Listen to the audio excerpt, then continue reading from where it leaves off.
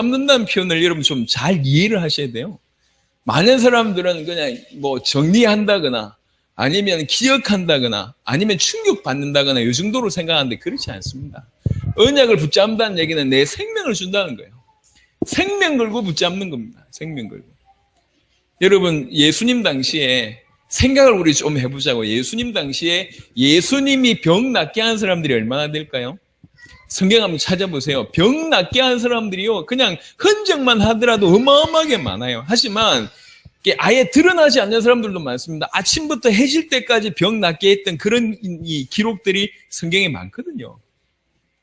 뭐 38년 된 병자 이렇게 했다 이런 사건 말고요, 드러나지 않은데도 불구하고 병 낫게 했던 일들이 어마어마하게 많습니다. 몇 명 정도 될까요?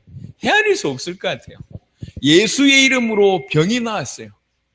또 예수의 이름으로 기적을 체험하는 사람들이 많잖아요. 5병이요, 그때 5,000명이 먹었다 그랬습니다. 또 다른데 7병이요 사건이 나오잖아요. 그때는 4,000명이라고 얘기했어요. 예수님의 기적을 많은 사람들이 경험했습니다.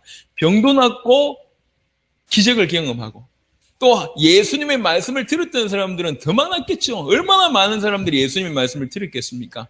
수많은 사람들이 병이 낫거나 기적을 경험하거나 말씀을 들었거나 말씀 들으면서 자기 인생 문제가 해결된 일이 있었습니다. 이런 일이 있었다니까. 예수님 보고 예수님 만지고 예수님이 기적 체험하고 심지어는 예수님 때문에 자기 병이 낫고 자기 문제가 해결되었는데도 불구하고 사도행전 1장 언약을 붙들고 기도했던 사람은 120명밖에 없었어요. 무슨 말입니까? 떠나갔다는 얘기입니다. 예수 이름으로 병 낫고 언약만 안 붙잡고, 예수 이름으로 기적 체험하고 언약만 안 붙잡고, 예수 이름으로 문제 해결받고 언약만 안 붙잡고, 예수의 이름으로 어마어마한 말씀을 듣고 언약 안 붙잡고 이랬습니다.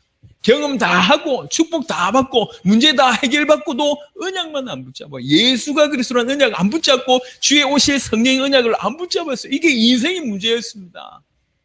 지금도 그게 계속 되풀이되고 있습니다. 지구상에 예수 믿는 사람들 중에 예수 믿노라고 얘기하지만 그 믿는 사람들 중에 병나은 사람들 많습니다. 전부 병나은 간증이에요. 사업 번창한 얘기도 많고 문제 해결받은 여러 가지 많습니다. 다 많은데 똑같아요. 뭐만 못 붙잡냐? 언약 때문에 목숨 거는 사람은 없어요. 사도행전 1장에 보면 그 120명은 죽어도 좋다고 모여든 사람입니다.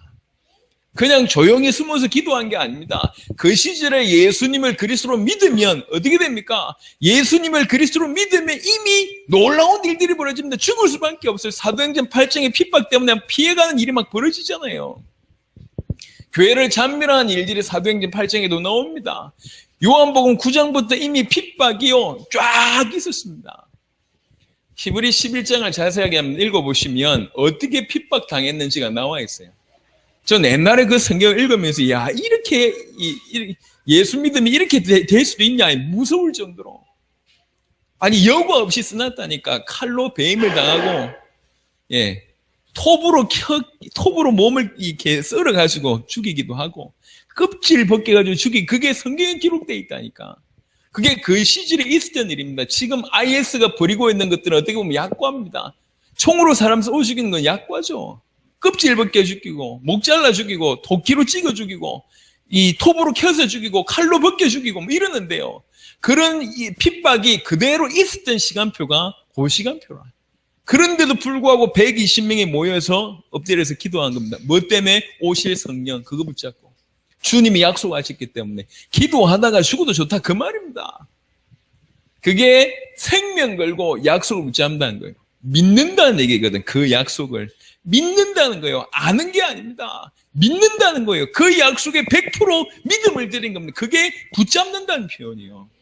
오늘날도 마찬가지입니다. 얼마나 많은 사람들이 예수 때문에 복받고 치유받고 기적 경험하고 좋은 말씀 듣고 문제 해결 다 받으면서도 약속은 희미하게 알고 있어요. 변질되게 알고 있어요. 놓치고 있습니다. 어기고 있습니다. 배반하고 있습니다. 안타깝죠. 진실로 예수를 그리스도로 믿으면 내 인생의 모든 문제를 완벽하게 끝내놓으셨다고 믿는다면 할 건 하나밖에 없어요. 주의 재림. 이것 때문에 올인할 수밖에 없습니다. 저는 판단이 아닌데 분별은 좀 합니다. 계시됐다 안 됐다는 분별을 좀 합니다. 왜 그러냐? 액션은 과하게 이런 게 필요 없어요. 계시된 사람은 알아서 할 수밖에 없는 거예요. 예수가 그리스도라고 믿어지고 내 걸음을 통해서 주님 재림하신다고 믿어지는 사람들은 그 일을 위해서 노력해라는 얘기가 아닙니다. 할 수밖에 없어요. 계시되지 않은 사람들이 앞만 밟으면 쳐봐야 안 된다니까. 하나님이 은혜 달라고 기도하셔야 돼요. 적당하게 흉내내서 되는 게 아닙니다. 여러분, 이건 굉장히 중요한 문제예요.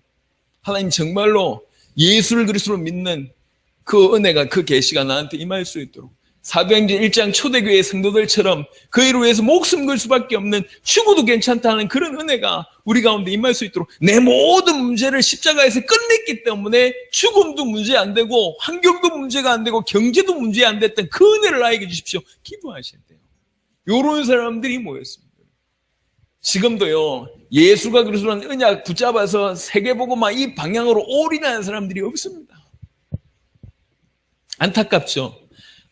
안타까운 반면에 하나님께 너무 감사한 게, 그런 중에 하나님이 저와 여러분들을 불쌍히 여기기도 하고 우리를 긍휼히 여기셔서 이 일에 전 세계적으로 수종된 일을 우리 감당케 하십니다.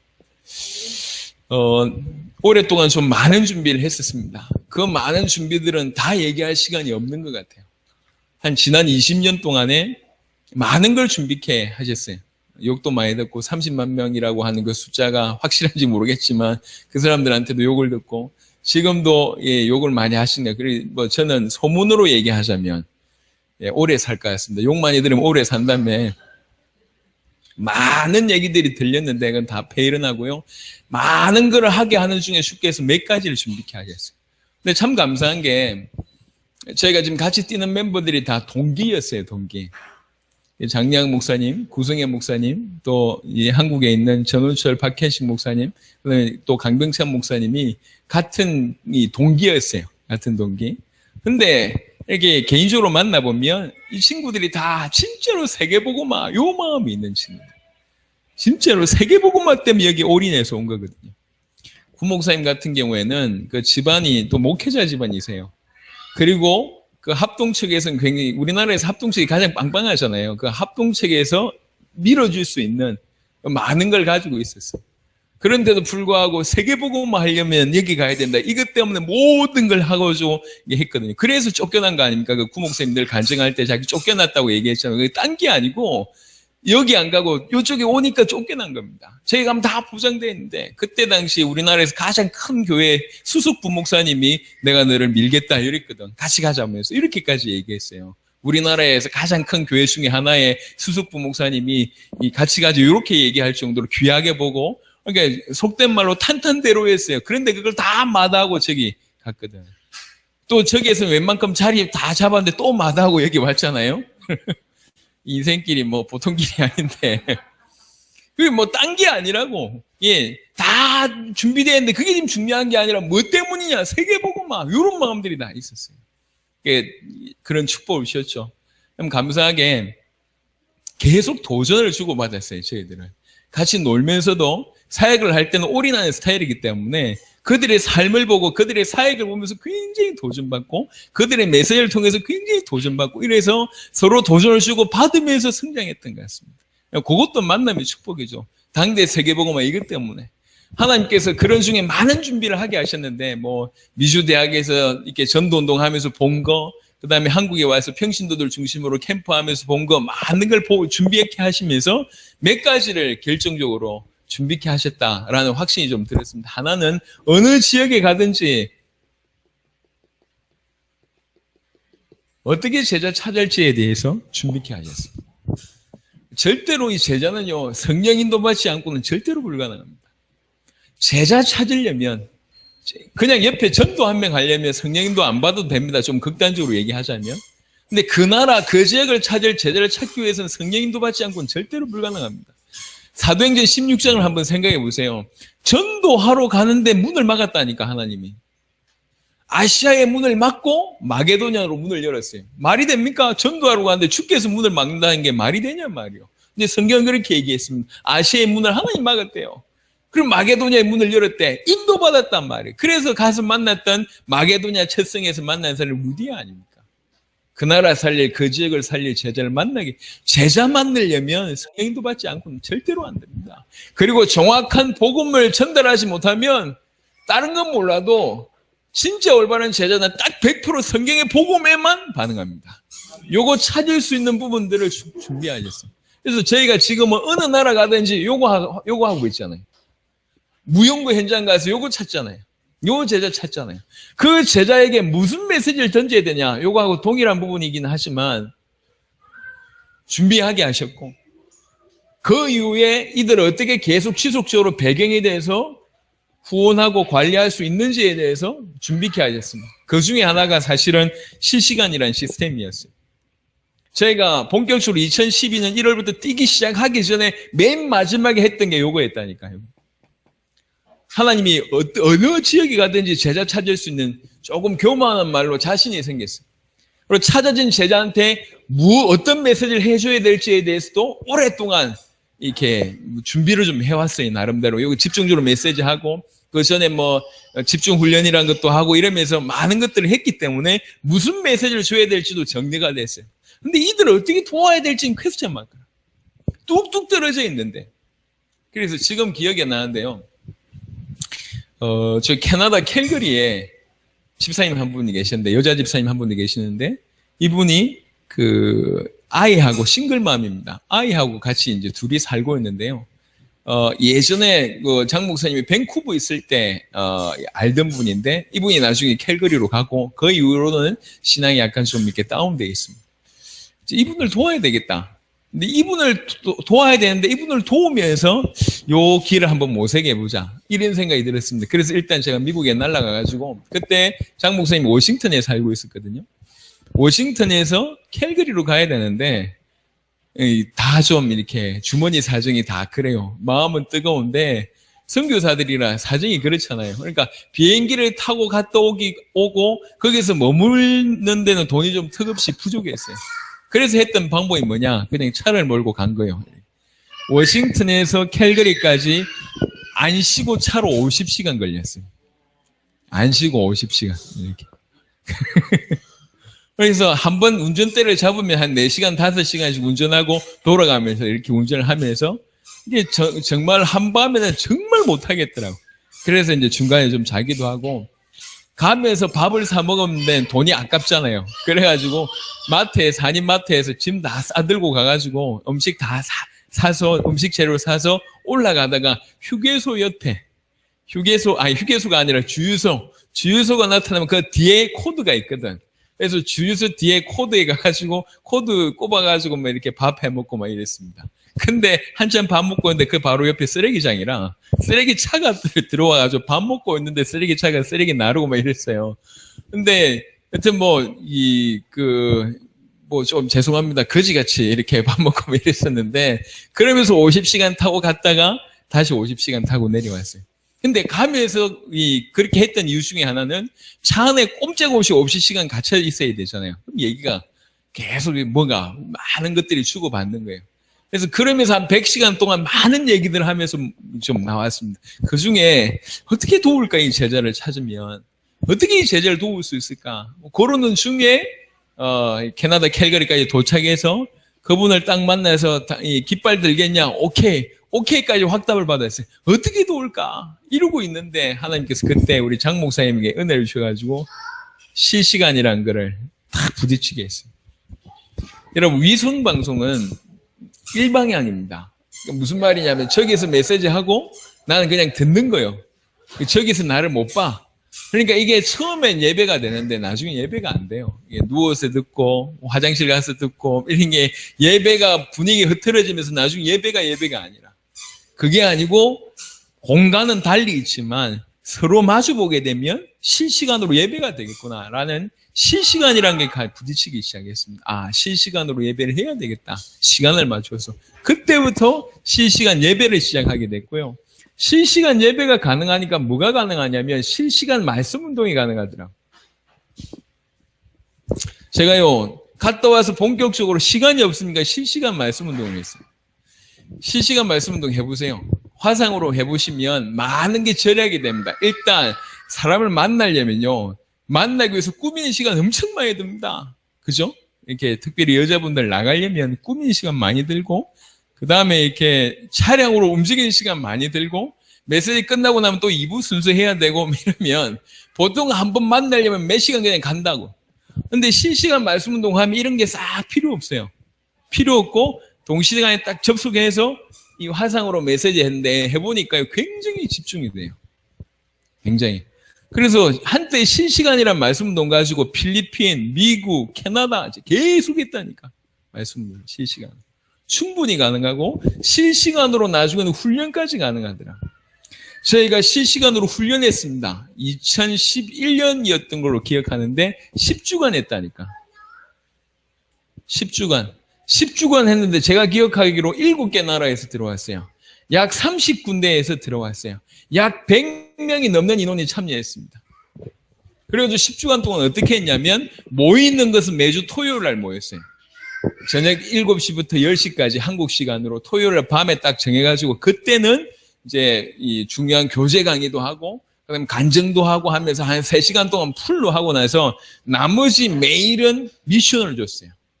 미션. 그 미션을 주고 그날 미션을 했던 실천했던 거를 그대로 그때는 카톡이 좀 활성화되지 않아서 페이스북으로 다 오늘 뭐 했습니다. 뭐 했습니다. 이렇게 참여하게 했어요.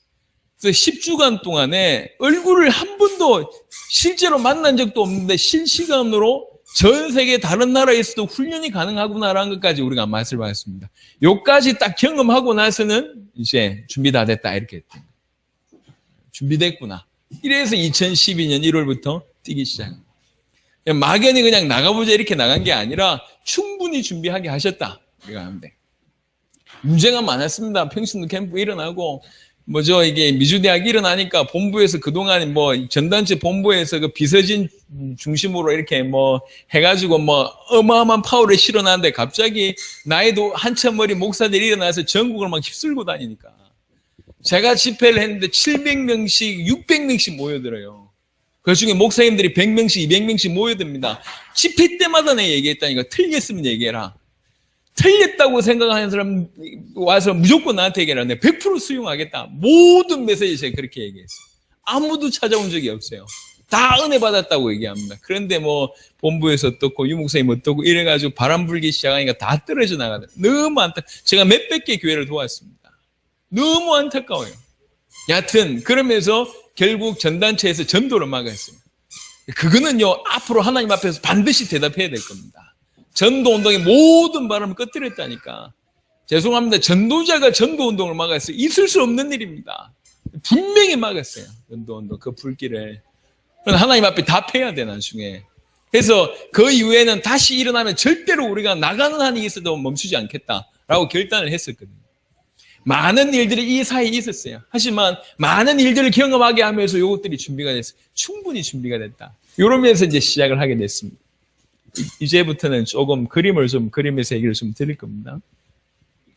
2012년 1월에 수련회를 했어요. 미주에서. 그러면서 여러 가지 좀 사연들이 좀 많았어요.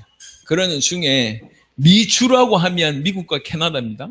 미주의 주가 63개 주가 있어요. 우리나라에 같으면 뭐 도 개념이죠.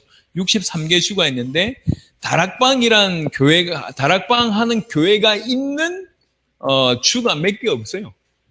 다락방 하는 교회가 없는 주가 40개가 훨씬 많다. 40개 주 넘어 이 다락방 하는 교회가 없다라는 사실을 알게 됐어요.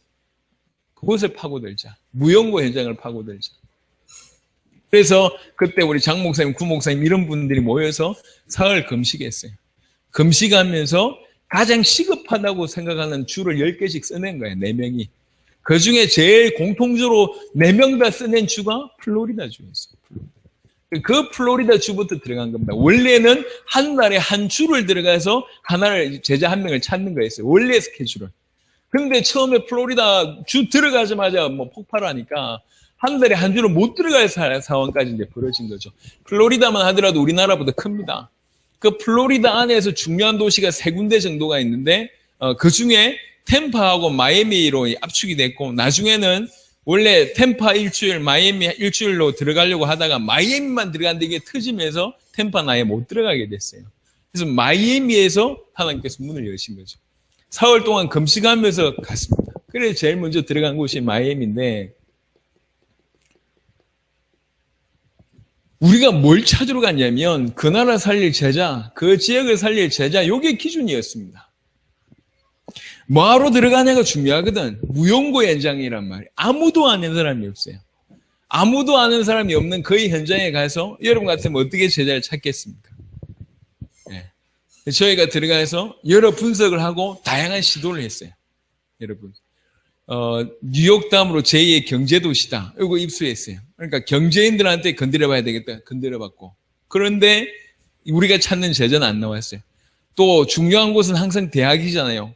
그 플로리다의 중요한 대학에 들어가서 사역을 해보는 중에 학생들도 연결되고 교수님도 연결되고 목사님들도 연결되는데 우리가 찾는 플로리다 살림하는 제자는 아니다라는 판단이 들었어요. 그리고 이제 가장 연세 많은 사람들이 이렇게 돈 많은 사람들이 노후를 보내는 곳이다. 이렇게 파악이 돼서 돈 많은 사람 만나야 되겠다. 연세든 돈 많은 사람들 만나야 되겠다. 이게 그럼 부자 집을 쳐들어가야 되는데 우리가 착각이 했어. 우리나라는 돈 많은 사람들이라도 집 대문은 접근할 수 있잖아. 근데 여기는 집이 섬이 하나 집이요. 돈 많은 사람 아예 배를 타고 들어가기 때문에 아예 못 들어가요. 자, 그러는 중에 전 세계 가장 럭셔리한 몰이 그 마이애미 있다는 정보를 얻게 되죠. 그리고 럭셔리 몰로 갔어요. 무조건 쳐들어갔어요. 근데 돈 많은 사람이 누군지 알 수 있나?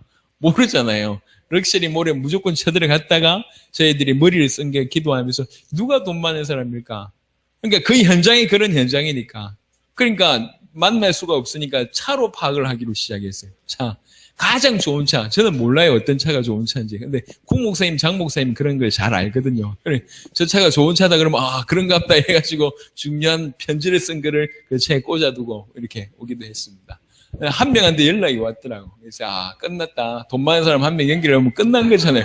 끝났다 싶은데 이 사람 따지려고 전화 왔더라고. 왜 내 차에 이걸 꽂아놨냐. 우리는 후원해라, 도네이션해라 이러려고 했는데 왜 내 차에 꽂아놨냐 이렇게 오히려 역풍이 들어서 그것도 아니고 다양하게 시도를 해봤습니다. 그 현장에 따라서. 그러다가 마이애미를 가보고 알게 된 게 중남미 사람이 많이 와 있다는 걸 알게 됐어요. 이 마이애미가 가장 이 미국의 끝이잖아요. 남쪽 끝이잖아요. 중남미 사람들이 너무너무 많아요. 다른 지역에 비해서. 참 희한하다. 이런 생각까지 했는데 그 다음에 얻었던 정보가 맞는 정보인지 안 맞는 정보인지 잘 모르겠지만 마이애미에 쿠바 사람이 100만 명이 와 있다는 걸 알게 됐어요. 중남미 사람을 건드려야 되겠다는 생각이 들었는데 쿠바 사람이 100만 명이 와 있대요. 중남미에서도 가장 못 사는 나라가 쿠바입니다. 못 사는 나라 중에 하나가 쿠바인데 그 못 사는 나라가 심지어는 좀 죄송합니다. 이 수영을 잘하는 사람들은 수영을 해서도 올 수 있는 거리래. 마이애미가. 약간 오버된 거죠. 그 정도로 좀 가깝다는 얘기요. 조기만 건너가면 최고의 나라가 되는 거잖아요. 먹고 사는 게. 제가 택시를 타는데 쿠바 사람이라 그래 통역해가지고 물어봤어요. 택시가 이렇게 운전하는데 안 힘드냐? 자기 너무 좋대. 쿠바 돌아갈 마음이 절대로 없대. 너무 좋은 거예요. 여기 와서 산다는 게. 미국에 와서 살고 있다는 것 자체가. 쿠바를 가보고 나중에 이해됐지만. 그래서 쿠바 사람을 건드려야 되겠다는 확신이 들었어요. 100만 명이나 와 있는데. 중남미 사람, 특별히 쿠바 사람 건드려야 돼. 그래서 쿠바 타운을 찾았으니까 쿠바 타운이 있어요. 쿠바 타운 쳐들어갔죠. 쿠바 타운에 쳐들어가서 어찌 해야 되겠습니까? 이 사람 찾아야 되는데. 그러다가 또 기도하면서 쿠바 타운 안에는 쿠바 교회가 있을 것이다. 차이나타운 안에 차이나 교회, 우리 코리아타운 안에 한인 교회가 있듯이 쿠바 교회가 있을 것이다. 그래서 쿠바 타운 근처에 있는 교회를 싹 돌아봤어요. 쿠바 교회가 없어요. 그 교회에 쿠바 사람들이 다니고는 있지만 쿠바 교회라는 교회가 없더라고. 이상하다. 이 계획대로 안 되는데 이게 어떻게 됐지? 이러고 있던 터에 우리 구 목사님 사모님께서 이게 검색 같은 거 굉장히 잘 하시거든요. 그래서 뭘 찾아냈냐면 에코 쿠바라는 선교단체를 찾아냈어요. 에코 쿠바. 이 에코 쿠바가 뭐 하는 곳이냐면 쿠바 사람이 세운 후원단체입니다. 미국에서 후원을 받아서 쿠바에 이게 물질로 여러 가지 교육으로 하는 곳인데 16년, 17년 됐대요. 근데 선교단체가 굉장히 커요. 수준 있게 해놨어요. 에코 쿠바가 있다는 사실을 알고 또 쳐들어갔습니다. 에코 쿠바. 자, 쳐들어가서 이런 무슨 말 하겠습니까? 에코 쿠바에 가니까 저희가 왔다고 하니까 그 회장되는 닥터 테오하고 그다음에 이 제니퍼라는 간사의 둘이가 우리를 맞아줘요. 다른 분들은 열심히 일하고 계시고 왜 왔냐 이렇게 물어요. 왜 왔냐? 여러분 같으면 뭐라고 얘기하겠습니까? 그 얘기를 쭉 했죠. 우리가 가지고 있는 성경의 복음, 우리가 가지고 있는 성경의 전도, 세계복음화, 그것도 당대 세계복음 하려고 여기 왔고 이 말을 알아들을 제자 찾으러 왔다. 그래서 제자 찾으러 와서 우리는 요렇게 그 마이애미에서 사역을 했다. 이런 얘기를 쭉 했어요. 1시간 반을 영어로 했습니다. 그 얘기를 듣는데 닥터 테오 박사가 충격을 받는 눈치고요. 제 옆에 있는 제니퍼가 막 울기 시작해요. 덩치가 좀 이렇거든요. 여자아이가 흐느끼기 시작해요. 그러더니 제니퍼가 눈물 닦더니 잠시 나갔다 오는 거예요. 거의 말미에. 나갔다 오더니 이제 다시 앉았어요. 그래서 그 얘기가 거의 마무리 딱 되고 나니까 제니퍼가 하는 말이에요. 어젯밤에 제가 수요 예배를 갔다 왔는데 이렇게 미국 사람이 수요 예배 갈 정도면 굉장히 신앙생활을 잘하는 친구입니다. 수요 예배를 갔다 왔는데 그때 어젯밤에 우리 담임 목사님이 한탄하시면서 얘기했다. 왜 이리 이 미국은 전도를 안 하냐? 왜 마이애미는 이렇게 전도 안 하냐? 왜 우리 예수민들 이렇게 전도 못 하냐? 전도해야 되지 않겠냐? 하게 얘기했다. 그러고 있는데 오늘 아침에 당신들이 나타나서 성경의 복음과 성경의 전도 세계복음화 이걸 얘기해서 내가 너무 놀랬다. 나가서 지금 우리 담임 목사님한테 우리에 대한 얘기를 하고 하니까 담임 목사님 우리를 보고 싶어 한대요. 그래서 오케이 하고 나서 갔는데 그 에코 쿠바에서 쿠바 교회라고 줬어요. 이렇게 큰 자료를 책 하나를 주더라고요. 책 하나 줘서 다 해가지고 디자인해가지고 전화해보니까 다 틀렸어. 근데 이게 다 오래된 교회라 불안정해서 그런지 전화를 안 받거나 안 돼요, 연락이. 그런 중에 그 담임 목사님을 그 다음날 금요일 날 찾아가죠. 금요일 날 찾아가서 그 담임 목사님을 만났는데 그분이 까르도나 목사님이세요. 이렇게 만나신 거예요. 이 까르도나 목사님하고 대화하는데 이분이 굉장히 사람이 좀 심플하고 이 수준 있고요. 농담도 할 줄 알고 굉장히 엘리트예요. 얘기를 쭉 듣더니 설교를 한번 해보라는 거예요. 그래서 금요 철야가 또 있어요. 금요 철야 때 구 목사님께서 영어로 설교하고 영접 초청했어요. 이분이 은혜를 받은 거예요. 근데 이분이 조심스럽게 얘기했어요. 이 마이애미는 목사들의 무덤이라고 불리는 도시다. 그 목사들의 무덤이란 도시에서 우리는 목회를 하고 있는데 특별히 우리는 1500개 교회가 있는 마이애미 교회 중에 500개 교회가 연합체다. 그 중에 500개 교회 연합체 중에 상위위원 12명 중에 내가 한 명인데 나는 내 뒤에 500개 교회가 있단 말이다. 그래서 개인적으로 굉장히 신중해야 되겠다. 당신들이 가지고 있는 자료, 당신들이 한 메시지 내가 들었으니까 면밀하게 검토하겠다. 정말 성경적으로 틀림이 없는지 면밀하게 검토해서 맞다고 얘기한다. 우리가 그때 정식적으로 요청하겠다. 당신들이 가지고 있는 그 복음 가지고 전도를 그때 가르쳐달라. 대신 지금은 검토해야 되겠다. 이랬어요. 그게 2012년 1월이었어요. 그렇게 2012년 1월에 만났는데 2월 달에 연락이 왔어요. 들어와 달라. 성경적으로 아무 문제가 없다. 들어와 달라. 그래서 4월 달에 저희가 갔습니다. 전도 훈련을 하는데 그때 한 70명인가 80명인가 모였어요. 70명인가 80명인가 모였는데 사도행전 2장을 설교를 하는데 이 복음 전하고 15개 나라의 문을 열렸다고 막 설교하는데 갑자기 손을 들어 가만 멈춰보래. 그러면서 이 까르도나 목사님 일어나면서 숫자를 세기 시작하면 70명 정도의 그 70명 앉아있는 이 사람들 중에 나라가 몇 나라냐? 15개 나라라. 그러면서 이게 우리 지금 사도행전 2장이라면서 막 이렇게 얘기해요. 그 정도로 막 은혜를 받아요. 미션을 하나 줬는데 전도지 한 장도 못 줘요. 미션이 오늘 저녁 메시지하고 나서 내일 저녁까지 전도지 10장 주고 오세요. 이게 미션이었는데 그 10장 주고 온 사람이 한 명도 없었어요. 첫날에. 그런 사람이었는데 이 4월에 전도운동 할 때에 거의 끝 무렵에는 몇백 명이 영접하는 일이 벌어졌어요. 그들을 통해서. 어떤 사람 10몇 명씩 영접시키고 이런 일이 벌어져요. 그러니까 이 문들이 막 열리기 여기저기서 요청이 와서 내 나라도 들어가달라. 내 나라 15개 나라니까 그 나름대로 영향을 끼치는 분들이거든요. 미국에서 살고 있으니까. 그리고 2012년 11월, 2013년 6월 총 4번을 가서 계속 전도운동 시켰어요. 처음에 12년 4월에 가서 집회를 할 때에 그들이 모아놓은 회비를 받더라고요. 그 회비를 받아가지고 이따만한 돈을 들고 왔어요. 쓰라는 거예요, 이게. 수고비라고. 우리가 안 받았어요. 예. 필요 없다. 우리 안 받겠다. 정말로 당신들의 마음이라면 받았다 치고 다시 주겠다. 중남미 사역에서.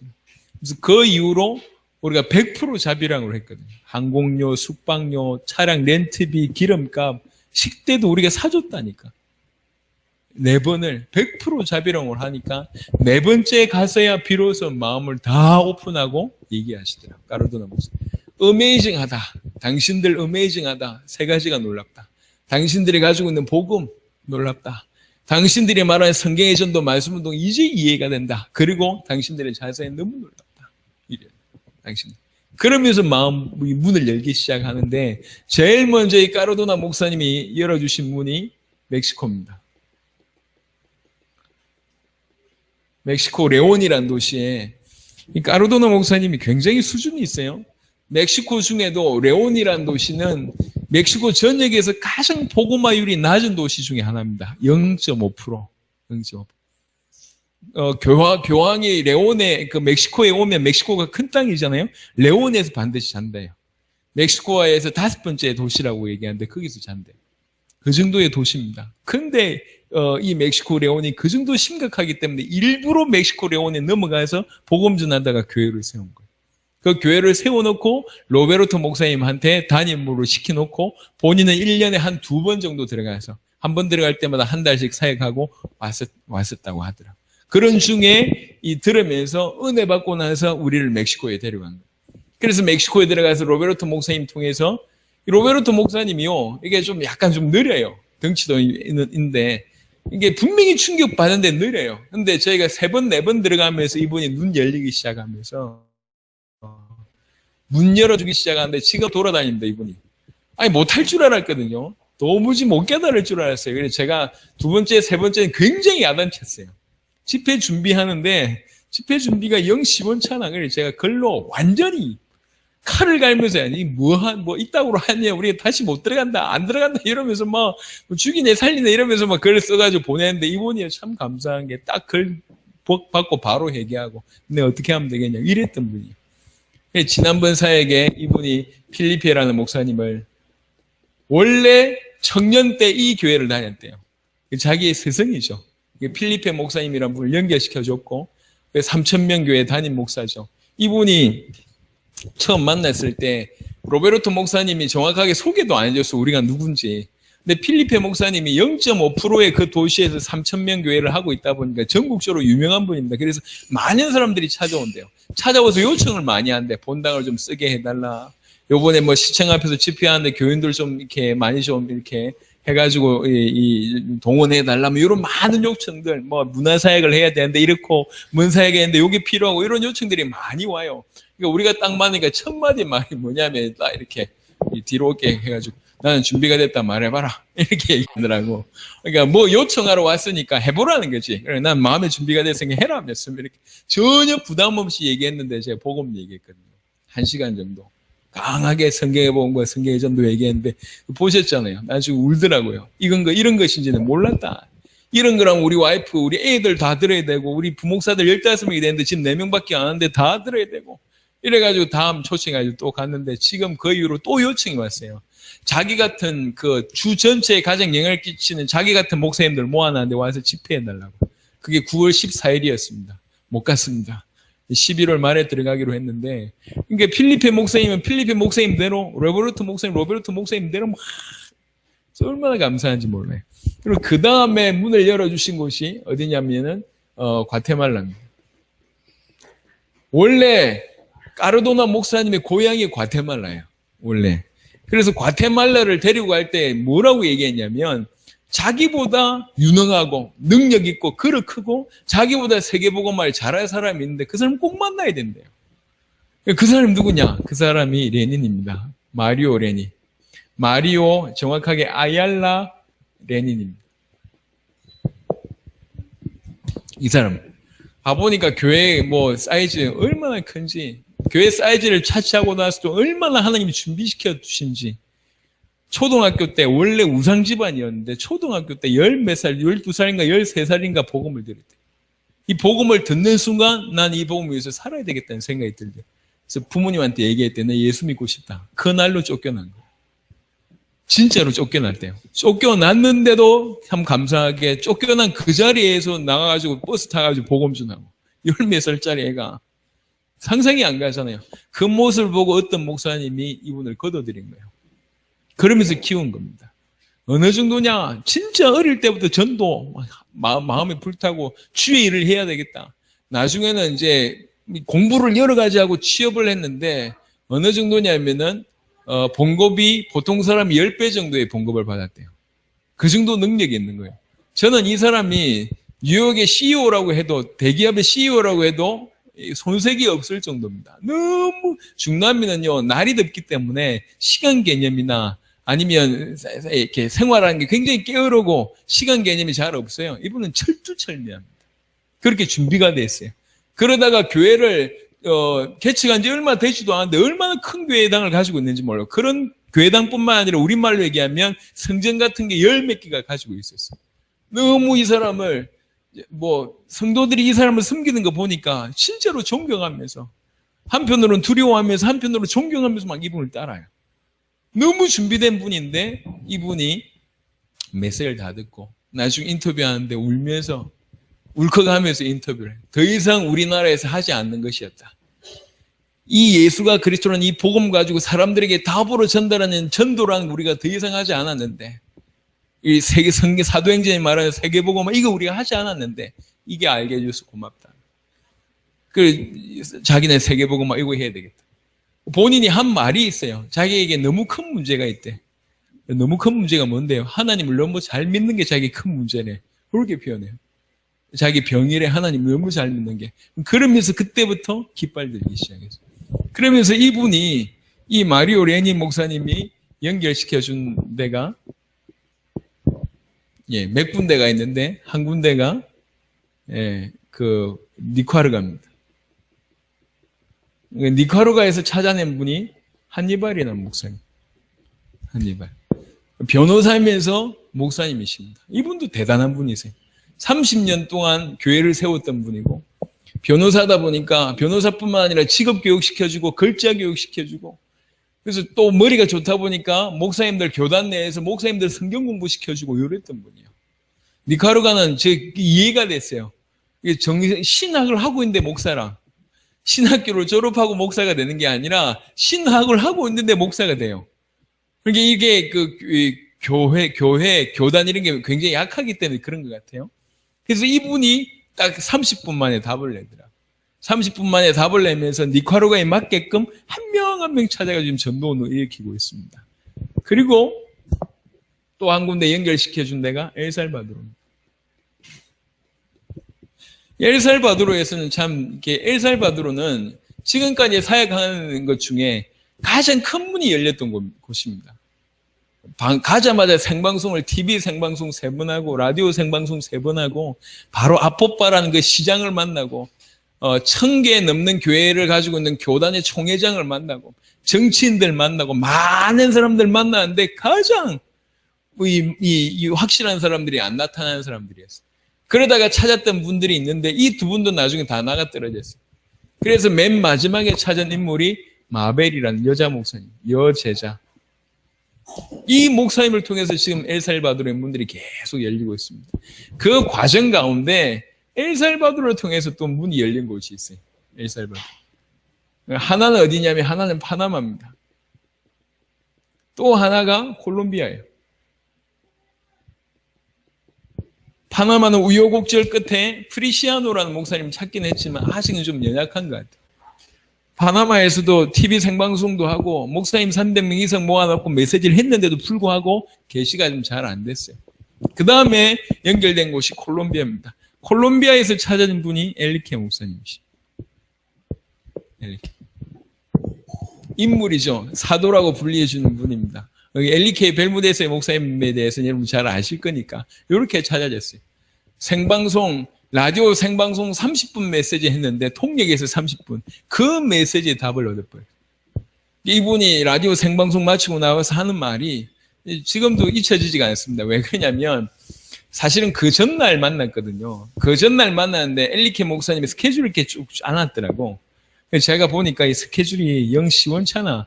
그래서 그때 엘리케를 소개시켜준 분이 엘살바도르의 로멜이라는 목사님입니다. 그래서 로멜 목사님하고 엘리케 목사님 있을 때 제가 얘기를 했어요. 이거 아니다. 좀 바꿨으면 좋겠다라고 얘기하니까 엘리케 목사님 별로 그게 마음에 안 들었던 모양이에요. 얼굴이 뭐 표정도 밝지도 않고 울그락불그락 막 해요. 나중에 알고 보니까 우리가 그때 사람들이 많이 갔거든, 콜롬비아에. 근데 그 차량 문제 때문에 신경을 좀 쓰다 보니까 뭐 펑크가 좀 나고 이래가지고 굉장히 화가 나 있는 상태였다고 얘기하더라고요. 저는 그런 거 모르죠. 근데 제가 얘기를 했으면, 그래, 수긍하겠습니다. 이래야 되는데 반응이 시원찮았어요. 또 못 알아듣구나. 그리고 그 다음날 아침에 생방송 그대로 그 스케줄을 그대로 진행하는 게 라디오 생방송이었어요. 그러니까 못 알아들었다 생각했는데 이대로 강행을 하길래 왜 이렇게 처음에 연결된 인물들은 이렇게 못 알아듣냐 이래가지고 라디오 생방송에 들어갔어요. 라디오라고 해봐야 생방송이라 해봐야 이게 좋은 시설도 아니고 흐름한 그냥 거의 판잣집 같은 그런 집이었는데 집 안에서 생방송을 했어요. 제가 여튼 메시지를 하면서 저는 메시지 하면서 이렇게 화가 난 적이 그렇게 많지는 않은데 라디오 생방송할 때 진짜 화가 나더라고. 제가 의자에서 메시지 하고 있는데 질문을 그 라디오 생방송을 이 사회가 누구였냐 그 교회 부목사였거든. 부목사님이 저한테 질문하고 제 옆에 엘리케 목사님 계셨어요. 제가 있고 이쪽에는 광희가 있고 이쪽에는 사회자 있고 사회자가 질문해놓고 제가 사회자를 보면서 얘기하려고 하는데 사회자가 저를 안 봐. 지는 자 다음 이렇게 질문할 거 뭐 알아야 될 거 심지어는 전화하고 뭐 생방송을 하는데 그런 상황이에요. 그리고 또 이제 그 엘리케 목사님은 다리를 쭉 뻗고 이렇게 보통 수업하기 싫을 때 뭐 이렇게 자세 취하는 거 있잖아요. 그런 자세로 다리를 쭉 뻗고 핸드폰 만지작 그래요. 이게. 저는 나중에 그걸 요약하는 거라고 몰랐습니다. 검색하는 줄 알았어요. 핸드폰. 이 사람은 죄송합니다. 당신 나름대로 충격받아가지고, 이렇게 저장을 하는 건데, 저는 그거 모르잖아요. 아니지, 나 지금 열심히 메시지 하고 있는데, 옆에 핸드폰이나 만지작거리고 있으니까, 하도, 누굴 보고 얘기해야 될지 모르겠어요. 사회자는 날 안 보고, 이 사람 엉뚱한 짓 하고. 30분 동안 메시지가 깊이 나갈 리 만무했죠. 그런 분위기. 근데 하도 못 알아들어가지고 메시지 하다가 암만 얘기해도 못 알아듣는 인간이 있다면서 내가 옆에 쳐다봤다니까 엘리케 목사님한테 메시지 하다가 내가 쳐다보니까 당신도 나를 쳐다봐요. 메시지 하다가 눈 마주쳤다니까. 못 알아듣는다면서. 그리고 나왔습니다. 30분 만에 그 메시지 하고 나왔는데 이 엘리케 목사님 나와서 하신 말씀이요. 이 메시지가 아니면 세계 살릴 메시지가 없다. 이렇게 얘기해요. 전 인사말인 줄 알았어요. 인사말. 근데 진짜로요. 이 메시지가 아니면 세계 살릴 메시지 없다. 딱 하더니 그때부터 행동을 180도 바꿔. 그러면서 문을 열어가기 시작하는데 그 콜롬비아의 7개 주의 문을 열기 시작하고 이웃의 문을 열기 시작하는데 제가 볼 때 무서울 정도로 문을 열기 시작해요. 그래서 이분이 문을 열어주신 게 베네수엘라고 원래는 이번에 들어가기로 했는데 목사님 좀 정리하셨기 때문에 뭐 얼마든지 들어갈 수 있는 나라입니다. 페루에도 문을 이게 엘리케 목사님이 열어주신 거예요. 이렇게 문이 열려지고 또 하나는 지금 까르도나 목사님 한 분 통해서 열린 걸 얘기하는 겁니다. 저희가 중남미를 이렇게 왔다 갔다 하면서 항상 어딜 들냐? 항상 마이애미를 들려요. 그래서 사역을 계속 한다고. 이런 문을 열면서 이런 얘기들을 그 500명 그 연합체 있잖아요. 그 목사님들한테 계속 얘기해요. 그러는 중에 브라질에 다실바라는 그 목사님 있습니다. 6만 명 목회하다가 뭐 여러 가지 이유로 뭐 정치적 이유인지 뭔지 여러 가지 이유로 할 수 없이 미국에 와서 거의 청소부 뭐 이렇게 일을 하는 중에 그걸 품은 사람이 누구냐면 그 까르도나 목사님이 그분을 품었어요. 자기 교회에 오게 하고 자기 교회 안에서 사역하게 하면서 이렇게 품었다고. 이분이 원래 목회하던 그게 있다 보니까 조금 있다가 브라질 사람들이 모여가지고 브라질 목회를 했는데 이 금방 급성장한 거죠. 이분이 저희 집회에 지난번에 참여한 거예요. 참여했다가 완전 담내버렸어요. 그러면서 바로 요청을 한 거예요. 며칠부터 며칠 브라질 들어와 달라. 지금 당장이라도 1000명을 내 모을 수 있다. 들어와 달라. 이렇게 요청. 이분이 다실바 목사님이고, 그 다음에 아르헨티나에 코요카라는 목사님이 있습니다. 코요카 목사님, 이분들이 다 같이 하는 분들인데, 코요카 목사님 하신 말씀이에요. 700명 교회였어요. 마이애미는 목사들의 무덤인데, 그래서 700명, 우리나라 700명이 아닙니다. 미국 700명은 이미 주차장만 하더라도 수백 대를 낼 수 있는데 여야 합니다. 그 정도로 교회 건물이 크고 좋아요. 그런데 이분이 뭐라고 얘기하냐? 나는 목회 실패했습니다. 이렇게 얘기해요. 나는 목회 실패했습니다. 왜 실패했습니까? 더 이상 내 메시지에 우리 성도들이 가슴이 움직이지 않는다. 근데 실패한 거 아니냐? 상당히 양심적인 분이죠. 자기 메시지가 안 들어가고 있다는 걸 알고 있고 성도들을 움직일 만한 메시지가 본인에게 없다는 걸 알고 있어요. 그러니까 울면서 나는 목회 실패했다. 그러고 있는데 이 복음을 받은 거예요. 저희가 두 번째 그 교회 가서 이 메시지를 했을 때 이분이 나와서 울면서 얘기한다. 하나님, 제발 우리를 괴롭게 해달라고. 우리 마음을 괴롭게 해달라고. 주와 복음 때문에 괴로운 심정으로 이렇게 안주하지 않고 살 수 있도록 우리를 괴롭혀달라고. 이렇게 얘기해요. 얼마나 중심 있는지 몰라요. 그러니까 이분이 연 곳이 아르헨티나입니다. 그리고 사실 요번에 사역이 잡혀 있다가 결국은 다음 텀으로 넘겼는데 도미니카 공화국하고 푸에르토리코 지금 한 분이 문을 이렇게 열어주신 거예요. 이렇게 까르도나 한 분 목사님을 통해서 이렇게 진행이 됐고 그러는 중에 에코 쿠바가 연락이 왔어요. 에코 쿠바가 우리가 한 4번째 들어갔다는 얘기를 듣고 에코 쿠바가 연락이 왔어요. 와서 하는 말이 쿠바를 들어가 달래. 왜 들어가야 됩니까? 물어보니까 이분이 하는 말이에요. 닥터 태원 목사님이 돈을 가지고 가고 성경책을 가지고 들락날락 하다 보니까 쿠바에서 다 파악이 됐대요. 웬만한 사람들은. 소위 말해 첩보원들이 다 정보가 공개된 거라. 새로운 사람이 필요한데 신뢰할 만한 사람이 필요한 거예요.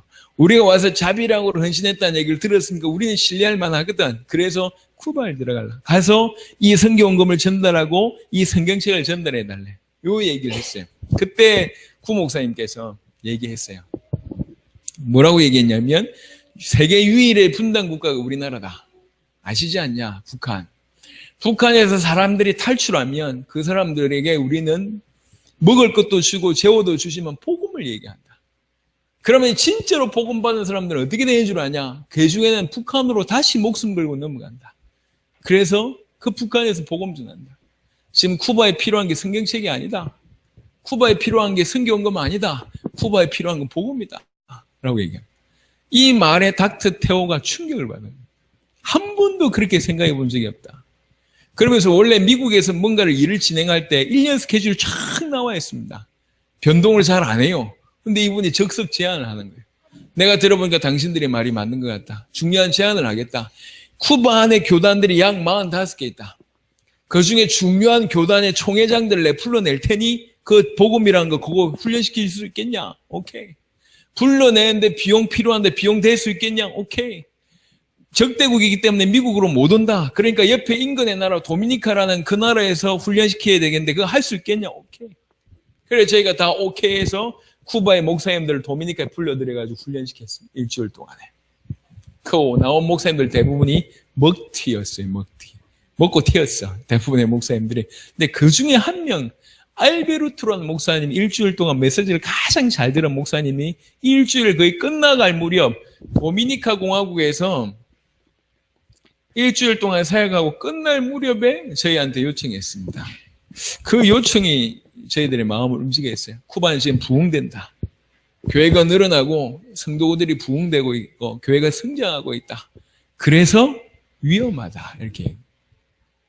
그래서 위험하대요. 부흥되고 성장하고 있는데 왜 위험하냐? 복음 아닌 다른 것으로 부흥되니까 위험하다. 이렇게 얘기해요. 우리 쿠바에 지금 복음 아닌 다른 것으로 부흥돼서 위험하다. 빨리 시급하게 이 복음이 쿠바에 필요하다. 들어와 달라. 요청한 거예요. 저희 그때 무조건 간다고 얘기했어요. 예, 북한에 들어간다고 생각해 보세요. 그 마음으로 갔거든요. 들어가면 못 나올 수 있다. 못 나올 수 있다. 조용히 사라질 수 있다. 그래도 들어가겠다. 이런 마음으로 쿠바에 들어가겠다고 얘기하고 쿠바에 들어가요. 그래서 쿠바에 들어가서 총 4번 사역을 지금까지 한 거죠. 첫 번째 들어갔었을 때는 정말 처음부터 끝까지 거의 눈물로 사역을 했던 것 같아요. 눈물로. 이게 이런 일이 있었습니다. 이제 저희가 쿠바를 잘 모르니까요. 하바나 공항에 도착을 했는데 거기에서 라스투나스까지는 700km입니다. 그렇게 멀리 떨어져 있는지 몰랐죠. 또 쿠바 내 공항이 하바나 말고 다른 데 있다는 정보도 몰랐어요. 그냥 무조건 하바나에 간 거예요. 하바나에 갔는데 거기에서 700km면 우리나라 700km면 어떻게 좀 운전을 해보면 한 7, 8시간 좀 쉬고 가더라도 8, 9시간이면 될 거잖아요. 20시간 넘게 걸렸습니다. 하바나에서 라스투나스까지 가는데 이게 차가 승합차가 왔는데 가는 동안에 4번 퍼졌다니까. 퍼졌어요. 그냥 시동 꺼진 그게 아니고 뭐 안 걸려 그래서 기름 빨아내고 실제로 엎드려가지고 기름 이런 게 4번 있었다니까. 무조건 쉬면 그 출발할 때 무조건 뒤에서 밀어야 돼요. 시동이 안 걸려. 그러니까 아침에도 밀고 점심 때도 밀고 저녁에도 밀고 무조건. 그러다가 첫 번째 휴게소라고 할 수 없는 그 휴게소에 갔어요. 그래서 우리가 왜 왔는지 설명해야 될 거 아니에요. 설명을 이렇게 쭉 한 5분 정도 하고 있는데 갑자기 멈추라는 거예요. 그럼 나오라는 거예요. 왜 그러냐? 뿌락지가 떴대. 뿌락지가 떴대. 그래서 그때 제 머릿속에 팍 뭔가 떴어요. 야, 큰일 났다. 이게 요런 상황이구나. 이러면 우리 사진, 우리 뭐 이렇게 내용 뭐 다 전달될 건데 우리가 요번에 어렵게 통과돼서 왔지만 2번 다시 못 올 수 있겠구나. 이번이 마지막일 수 있겠구나라는 생각이 그 사건으로 이게 뭔가 딱 와버렸어요. 아, 그냥 중남미 사역 다른 나라처럼 편히 할 곳이 못 되구나. 그리고 나서 제가 승합차 맨 뒤에 앉았거든요. 맨 뒤에 딱 앉는데 이게 마지막이다 이분이. 이런 생각이 드는데 이게 가슴이 뛰기 시작하고 어떻게 할 줄 모르겠어요. 그때부터 거의 잠 안 자고 제가 뒤에서 울면서 기도한 것 같아요. 하나님 마지막입니다. 그러면 그때부터 사역을 그 마음으로 한 사람 만나는 거, 집회 하나 하는 거 정말 생명 걸고 이제 메시지를 하게 되죠. 사실은 그 첫 번째는 아무도 찾을 수가 없었어요. 그 연결시켜줬던 알베르토를 통해서 연결시켜줬던 이 한니발이라는 분은 좀 이렇게 약간 우리의 가지고 있는 물질을 노리는 그런 분 중에 한 분이셨거든요. 나중에 그런 게 좀 드러났는데 결국 이분이 또 공산권이다 보니까 위에 대한 충성도가 굉장히 높아요. 이분이 허락 없이 뭐 어떻게 할 수가 없어요. 그러니까 처음에는 씨 뿌리는 사역이 전부였습니다. 근데 그 다음에 하나님의 은혜로 들어가려고 하는데 이 비자가 안 나오는 거예요. 비자 없이 무조건 들어갔어요. 비자가 없으면 설교를 못 합니다. 그래서 개별적으로 만나기 시작하는데 그때 만났던 인물이 엑토로입니다. 엑토로가 첫 번째 사역을 통해 가지고 열매를 맺고 있다는 걸 나중에 확인하게 된 거죠. 확인해 보니까 이 사람 진짜요. 그 다음부터 엑토로를 계속 도왔는데 한 1년 만에 교회를 10몇 개 세우는 그런 귀중한 사역을 하고 있더라고요. 그래서 그 다음 3번째 들어갔을 때 만난 사람이 아놀드 목사님. 그 아놀드 목사님 통해서 4번째 보셔서 알겠지만은 그 21개 교단이 문이 열리고 이런 일들이 막 벌어지고. 요렇게 해서 들어간 곳이 쿠바입니다. 마이애미 한 곳을 뚫었는데 요런 일들이 막 벌어지기 시작. 이러는 중에 하나님의 은혜로 이게 거의 속도가 말릴 수 없을 정도로 막 팽창이 막 되잖아요. 막 팽창될 때 생각하기 시작했어요. 이게 진짜로 당세복 때문에 열어주신 건데 우리가 항상 사역이 아닙니다. 우리가 감당도 못합니다. 우리가 뭐라고 몇 명 내리고 이걸 감당하겠냔 말이에요. 감당 못합니다. 우리가 감당할 게 못 되는구나. 이거는 전적으로 당대 세계복음화 때문에 하게 하신 겁니다. 이 사역 현장에 있으면서 그걸 많이 경험하게 됩니다. 그때 하나님께서 마음에 진짜로 당대 세계복음화 하려면 어떻게 해야 되겠냐라는 퀘스천 마크를 저한테 질문하게 되면서 한 2가지를 이게 이 마음에 부딪히게 했어요. 그 중에 하나는 뭐냐면 해외에서만 이런 제자들이 있는 게 아니다. 당대 세계복음화의 제자들이 국내에도 엄청 많이 숨어 있다. 틀림없이 많을 것이다.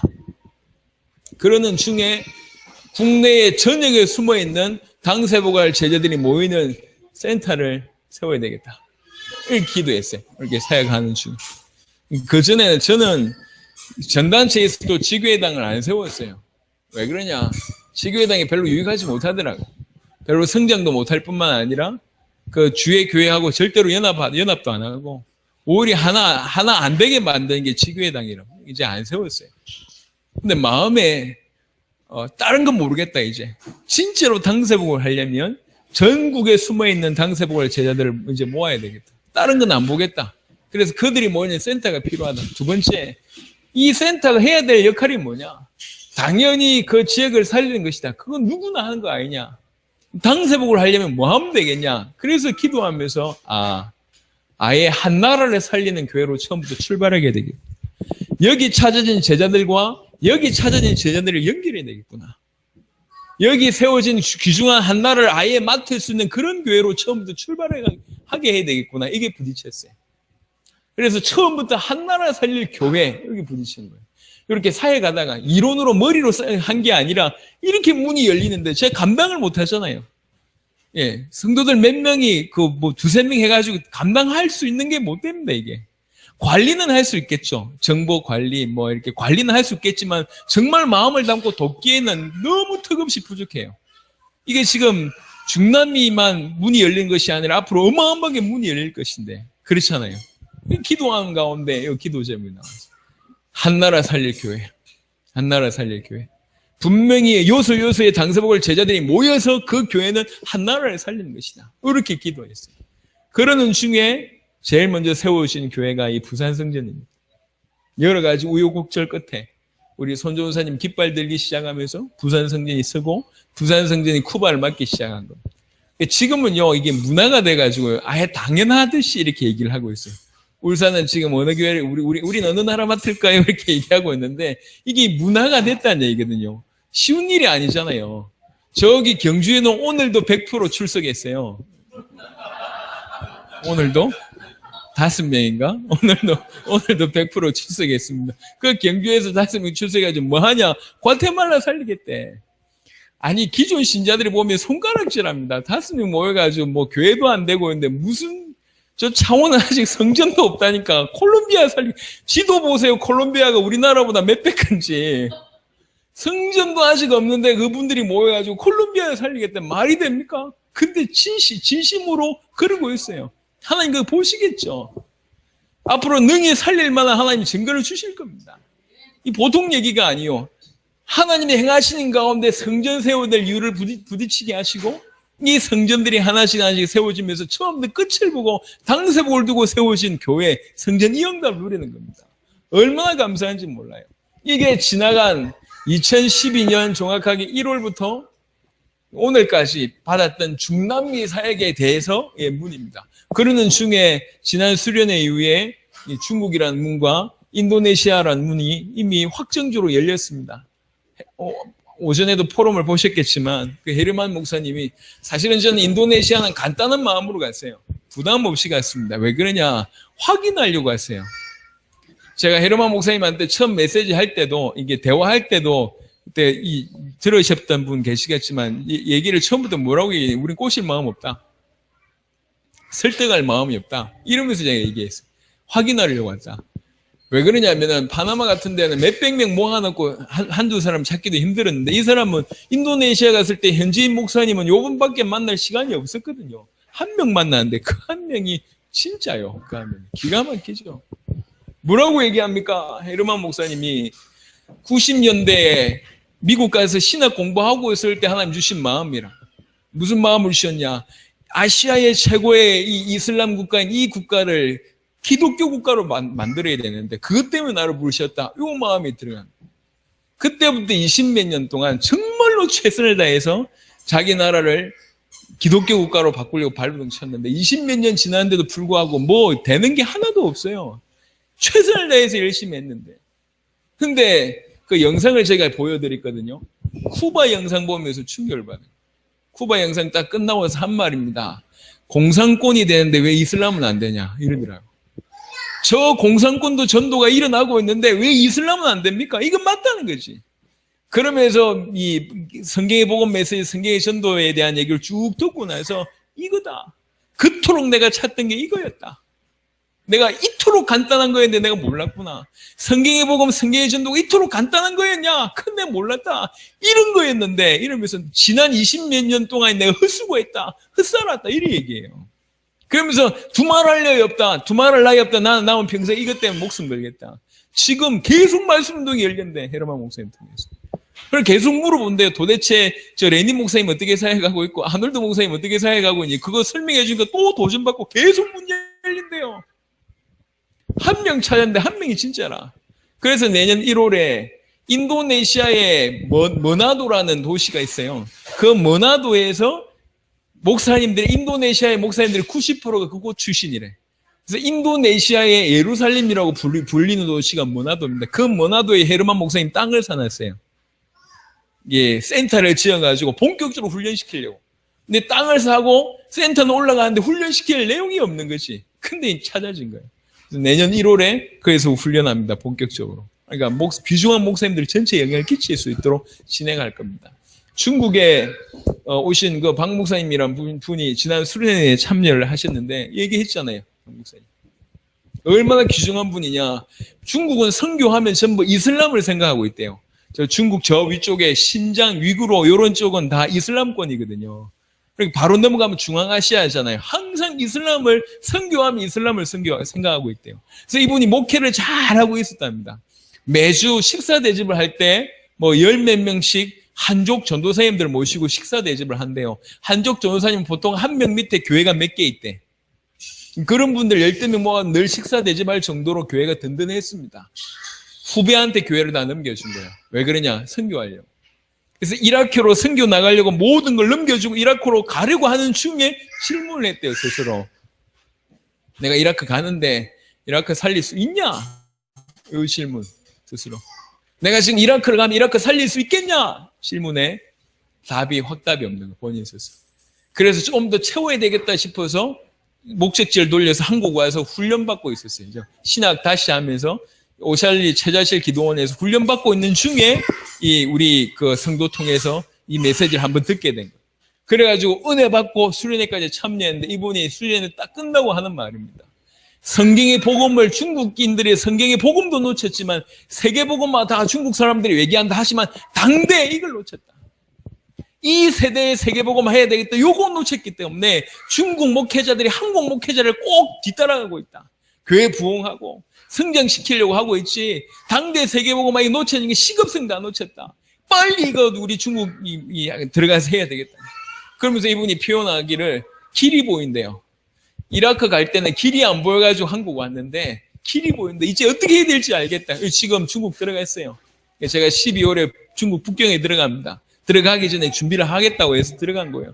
요 문이 열리면서 하나하나씩 그 다음 대륙이 준비되고 있습니다. 짐바브웨 얘기 지난번에 들었죠. 우리 김은산이라는 전도사님 통해서 호남 신학교를 다닐 때 짐바브웨에서 온 여자 여학생인데 나이가 30대 중반 정도의 자매인데 빈비소라는 이 여전도사님하고 이렇게 두 분이 친했나 봐요. 왜 그러냐면 둘이가 유일한 유학생이었대. 다른 나라에서 왔다고.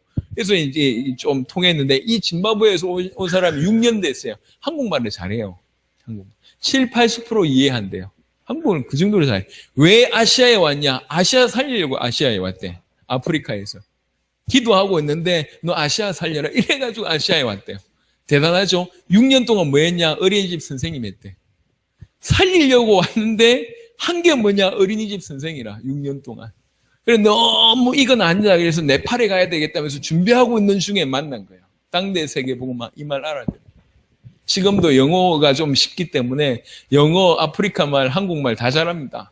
그러니까 구목사님 통해서 연결돼가지고 계속 얘기하고. 아까 참 얘기 빠졌는데 이 헤르만 목사님의 아들이 요 부산에 와 있어요. 부산에 로고스 국제학교에 와 있어요. 그래서 이 아들하고 이게 호연 집사 내외하고 좀 붙였는데 또 우리 손조선생님 아들도 좀 영어를 좀 하니까 이렇게 좀 지금 조만간에 들어올 겁니다. 이 친구가 영어도 굉장히 잘하고요. 인도네시아 말 통역을 했다니까 너무 잘해요. 괜찮은 친구 같아요. 이렇게 각 나라의 대륙의 문들을 열고 계십니다. 암만 생각해도 우리가 할 수 있는 일이 못 되는 것 같아요. 지금 열려지는 문이, 그러면서 한인 문이 열리고 어디 문이 열리고 이제 폭발적으로 계속 문이 열려요. 엘리케 목사님대로, 레니 목사님대로, 아놀드 목사님대로, 마벨 목사님대로 계속 뚫어내고 있습니다. 우리가 보여준 그대로, 우리보다 더 잘 그런 일을 지금 하고 있습니다. 요게 지금 현재까지 주께서 우리에게 허락하신 응답입니다. 만 4년이 되지 않아요. 3년 반 만에 허락하신 겁니다. 자, 앞으로 향후 10년 안에 무슨 일이 벌어질까요? 이런 제자들이 우후죽순처럼 일어나면 내년 1월에는 요 각 나라에서 찾아진 제자들만 모아서 집회를 할 겁니다. 컨퍼런스 할 겁니다. 그게 쿠바 국가적인 전도운동 바로 전에 과테말라에서 중요한 제자들만 모아가지고 내년 연말에는 이 열려진 나라의 문들이 더 많아지겠죠. 이 나라에 사역하시는 사역자들. 그러니까 예를 들면 여러분 같은 각 나라에 실제로 이 말씀동으로 사역하고 있는 분들만 이렇게 초청해가지고 수련을 할 겁니다. 몇백 명이 모일지 몇십 명이 모일지 모르겠지만 그 안에 각 나라에 일어났던 전도운동을 서로 포럼할 거고 방향을 제시할 겁니다. 자, 어떻게 되겠습니까? 우리가 주도하는 게 아닙니다. 저는 항상 그들에게 얘기했어요. 지금까지 많은 사역자들은 주로 어떤 자세였냐면 대학 강의실로 얘기하자면 교수와 학생들이라. 그러니까 교수는 늘 끌고 학생들은 늘 따라가고 이래야 됩니다. 그러니까 교수가 방향 다 잘못 틀어버리면 다 무너지죠. 제가 항상 얘기했어요. 레니 목사님한테 만나서 까르도나 목사님한테도 만나서 항상 얘기했습니다. 나는 스승이 아니다. 우리는 스승이 아니다. 먼저 알았기 때문에 나눠줄 뿐이다. 그러니까 대학 강의실로 얘기하자면 과거에는 대학 교수, 학생 이런 관계였지만 우린 그게 아니고 나는 그냥 반장이다. 반장 우리는. 먼저 알아서 요거 하면 됩니다. 저거 하면 됩니다라고 얘기해주고 같이 굴러가는 것이다. 같이 굴러가야지 훨씬 빠릅니다. 훨씬 빠릅니다. 지금 앞으로 이 거대한 물길이 각각 나라에서 일어난 전도운동과 받았던 응답들을 포럼하기 시작하면 그게 그대로 자기 현장과 교회, 나라에 적용될 거 아닙니까? 이게 거대한 물결로 흘러갈 겁니다. 그래야지 당대 세계복음화, 우리 대의 세계복음화 가능합니다. 하나님께서 이런 응답을 지금까지 한 3년 반 동안에 허락하신 거예요. 제가 이 생각할 때마다 참 감사합니다. 연출을 우리가 만들어낼 수가 없어요. 까르도나 목사님 통해서 레닌 열리지, 레닌 통해서 니카라과 엘살바도르를 통해서 파나마, 콜롬비아를 통해서 계속 뻗어갑니다. 하나씩 하나씩. 지금까지 열려진 문만 이 정도입니다. 그러니까 이미 보시면 알겠지만 중미는 거의 다 커버한 거고 못 들어간 나라가 온두라스, 벨리스 이 정도고요. 이제 남미로 이제 뻗어가기 시작했어요. 남미로 뻗어갈 때 이 물길은 브라질 하나 터지면 다 뻗어가죠. 당연할 거 아닙니까? 그 다음에 옆에 인근에 작은 섬나라들이 있습니다. 그 섬나라까지 다 치고 들어갈 수가 있어요. 시간 싸움이에요. 결국은.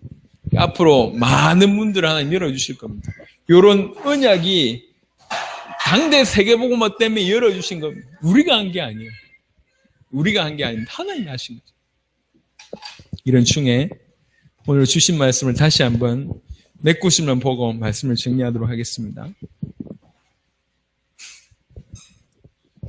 신명기 29장 읽었던 본문 9절에 보시면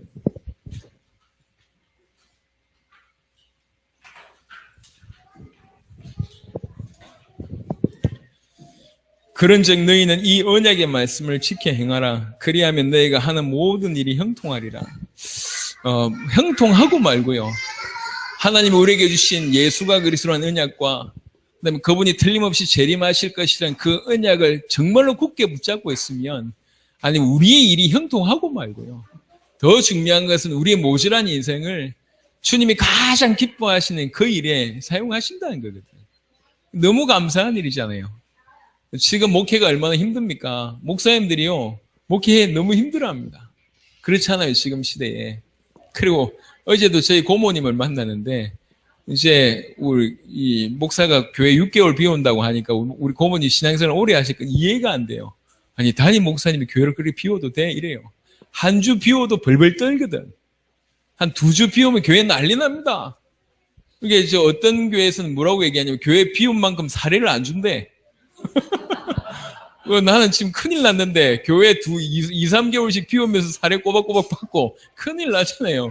이해가 안 되는 거지. 이해가 되겠습니까? 근데 교회 하나 가지고도 교인 몇십 명 가지고 진땀 뻘뻘 흘려가면서 교인들 눈치 보면서 그렇게 사역하고 있는 시간표인데요. 기가 막히죠. 왜 너네입니까? 앞만 봐도 자격이 없는데 하나님 우리를 기이 여기셔서 성경의 복음, 성경의 전도 끝을 이루는 우리의 걸음을 통해 세계복음화 된단 말입니다. 그 축복을 우리에게 허락하셨어요. 한 구절 더 보겠습니다. 출애굽기 아까 봤던 19장입니다.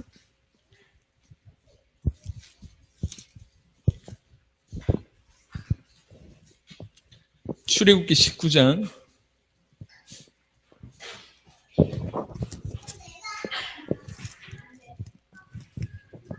5절과 6절입니다. 세계가 다 내게 속하였나니 너희가 내 말을 잘 듣고 내 언약을 지키면 너희는 모든 민족 중에서 내 소유가 되겠고 너희가 내게 대하여 제사장 나라가 되며 거룩한 백성이 되리라. 너는 이 말을 이스라엘 자손에게 전할지니라. 여러분 그냥 단편적으로 이 구절만 보지 말고 성경 전체를 보세요. 언약 놓쳐서 언약 어겨서 언약 지키지 못해서 모든 문제가 왔잖아요. 그렇죠? 아담과 같이 언약 어겨서 모든 문제가 왔기 때문에 그 배경을 깔고 지금 얘기하시는 겁니다. 너희가 진실로 그런 중에도 언약을 지키 행한다면 너희는 당연히 내 백성이 될 뿐만 아니라 나에게 대해서 제사장 나라가 될 것이다. 많은 나라의 죄 문제를 해결해 주는 제사장 나라가 될 것이다. 그 얘기하는 겁니다. 거룩한 백성이 될 것이고. 그러니까 언약 지키 행하는 백성이 없습니다. 없어요. 진실로 예수가 그리스도라는 언약에 목숨 거는 사람이 없고 주님 재림을 위해서 성경의 복음과 성경의 전도를 가지고 주님의 재림을 위해서 올인한 인생이 없습니다. 이 시대에 하나님 저와 여러분들이 제사장 나라로 부르셨단 말이에요. 한 구절만 더 마지막으로 보겠습니다.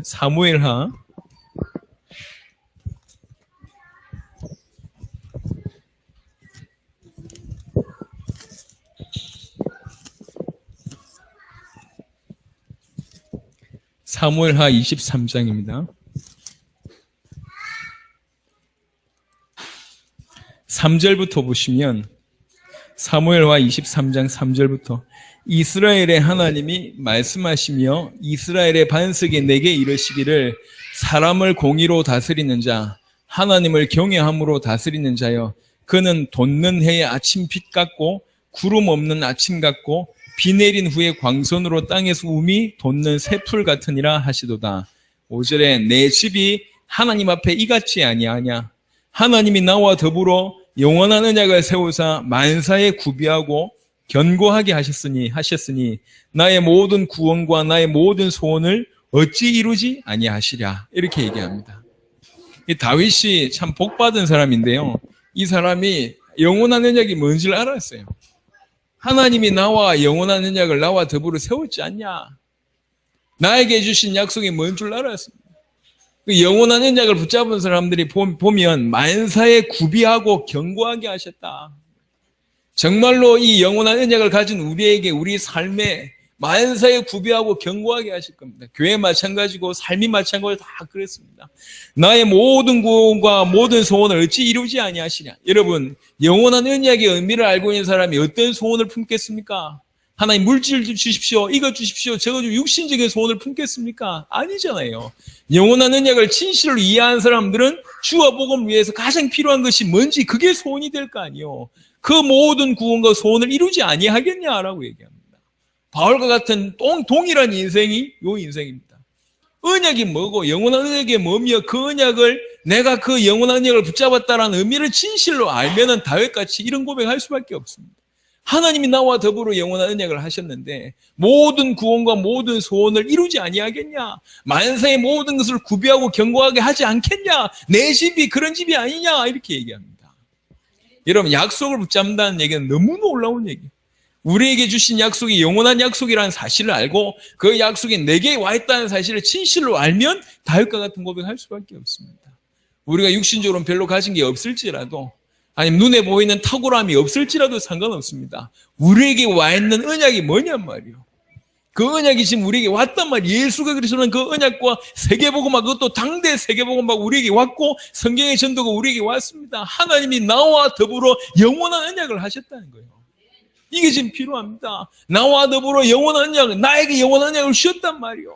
그러면 당연히 우리 인생에 만사에 구비하고 견고하게 하실 것이고 내 모든 구원과 내 모든 소원을 주께서 이루어 주실 거예요. 당연히 당대 세계복음화교회에서 하나님이 교회, 당대 세계복음화교회에서 우리 성도, 당대 세계복음화교회 중요한 제자, 당대 세계복음화교회 저 쿠바라는 나라, 그게 우리의 소원이 될 거 아닙니까? 그걸 이루어 주신단 말입니다. 내년 2월에 쿠바의 국가적인 전도운동이 있을 겁니다. 여러분 부담 가지지 마십시오. 분명히 일은 되게 되어 있습니다. 대신에 쿠바를 살릴 만한 축복, 쿠바를 살릴 만한 준비를 여러분 통해서 하신다. 그 믿음 가지시길 예수 이름 축원합니다. 어떤 형태로든지 문을 여실 겁니다. 생각해 보세요. 그런 적이 어디 있었습니까? 한 나라 살릴 교회, 그런 교회가 어디 있었습니까? 그 언약 붙들고 시작한 성전 어디 있습니까? 하나님이 아십니다. 진실로 그 일을 하고자 하는 것을 아신다. 그게 우리의 소원이라면 주께서 어찌 이루지 아니하시겠냔 말이요. 육신적인 소원도 아닌데. 앞으로 한 나라를 살릴 교회들의 모델들이 계속 일어날 거예요. 그러니까 그 성전들이 모여서 포럼하는 일이 일어날 겁니다. 그래서 앞으로 수련회 같은 경우는 그야말로 역사적인 축제가 될 겁니다. 시대적인 축제가 될 겁니다. 저 작은 교회, 저 작은 성전에서 최선을 다하고 중심을 다하고 그래서 그 결과가 나타나지고 그 나라가 살아나고 역풍으로 그 나라 때문에 그 성전이 일어나고 생각할 수 없는 그런 응답들이 일어나고 이래야지 핍박 시대를 넘어설 수 있습니다. 진짜를 맛봐야지 넘어설 수 있단 말이에요. 이론으로 넘어설 수 있는 게 아니요. 진짜로 준비된 사람이 넘어설 수 있습니다. 말씀을 마무리하도록 하겠습니다. 영원한 언약이 우리에게 왔습니다. 그 영원한 언약을 붙들고 뛰기 시작하는데 주께서 주신 응답입니다. 하나님, 우리가 한 게 아니고 하나님이 하고 계신 거예요. 하나님 이루고 계신 거예요. 그죠? 3년 반 동안, 3년 반 동안 해본들 우리가 뭐 하겠냔 말입니다. 근데 이렇게 보세요. 우리가 한 게 아니라니까. 하나님이 하고 계신데 다행히 하는 것을 종들을 쓰고 계시다. 그 말입니다. 눈을 빨리 뜨시기 바랍니다. 우리에게 예수가 그리스도라는 언약이 왔습니다. 당대 세계복음은 이 언약이 왔습니다. 주님의 재림을 준비한 언약이 왔습니다. 영원한 언약이 우리에게 왔습니다. 주께서 나와 더불어 영원한 언약을 맺었다고 얘기합니다. 오늘 그 축복이 저와 여러분들에게 임했단 말이에요. 이 축복을 가지고 이 언약을 가지고 놓치지 아니하고 다윗과 같은 응답 받으시길 예수 이름으로 축원하고 능히 여러분과 이 성전은 쿠바 살릴 만한 응답을 꼭 받게 될 줄로 믿습니다. 그 일에 주역되시기를 그리스도 예수 이름으로 축원합니다. 기도하고 축도하고 모든 순서 마치도록 하겠습니다. 살아계신 주님 감사합니다.